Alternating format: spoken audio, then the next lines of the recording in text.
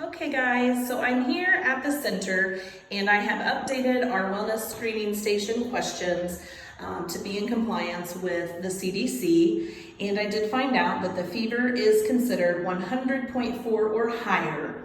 So when you get here on Monday morning, what you're going to do is of course push in your code and come on in. We're asking families to do your bar apart and stay 6 feet apart. So if you notice before you open the door, if there's a ton of families inside, you might want to wait out in the entryway here or just outside if it's not too cold, just until we kind of like clear the area a little bit. So what we'll do is we'll come into the center. And as you can see, I have changed things around so that we have 3 different pods to sign in. So the pod for infants is pod 1, and it is all right here where the wellness station used to be.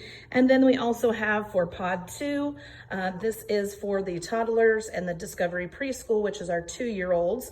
And then we also have a pod over here for pod 3, which is our preschool and pre-K kiddos. So what will happen is if you have more than 1 kiddo, you will need to do this at each of the appropriate pods for them. So the first thing that you will do will come to your pod, and it even has the wellness station steps for you.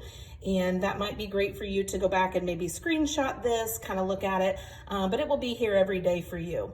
The pod manager for you, for each classroom, you will notice that hanging next to your pod station, it will tell you what classrooms that's for and who the teachers are and who your pod managers are.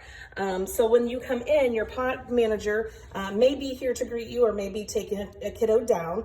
So the first thing that you can do is you can start the process by sanitizing your hands and taking your child's temperature if the pod manager is not right away at the station. But don't clear the temperature so that we can record it appropriately.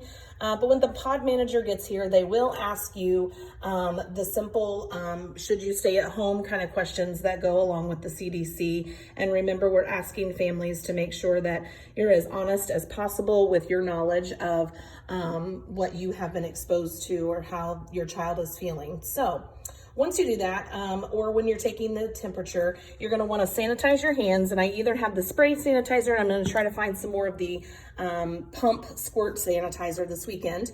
And you're going to take your child's temperature. Now, at the infant station, I know taking under the arm is not always the easiest thing to do with infants. So I have also placed the head thermometer. And if we would happen to get a reading of a temperature that is 100.4 or higher, we will always take that temperature a second time using a different thermometer just to make sure that we're getting an accurate reading. Once you have your child's temperature, you will show that temperature to the pod manager so that they can record it appropriately on their record. And then from there, you will sign your child in to the binder just like you always have, and we still have our clean pens and our dirty pens. The other thing that I think is a great thing is the pod managers are going to do their best to keep sanitizing the thermometer, but you can certainly sanitize that when you sanitize your hands to make sure that that's been done before you use that thermometer on your kiddo.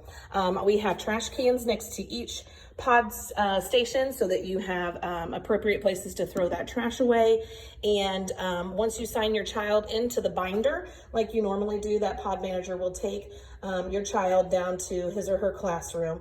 Also, the other thing that's important to add is that if you are taking your child's temperature under the arm, that we do add 1 degree to that.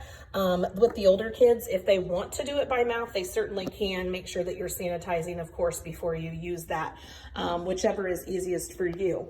If you have any certain questions about this, please let me know. But once again, this is pod 1 for infants. We have a station for pod 2 for toddlers and Discovery Preschool. And we also have a pod for preschool and pre-K that is pod 3.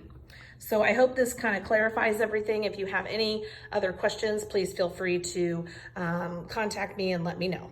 Talk to you guys soon. See you Monday.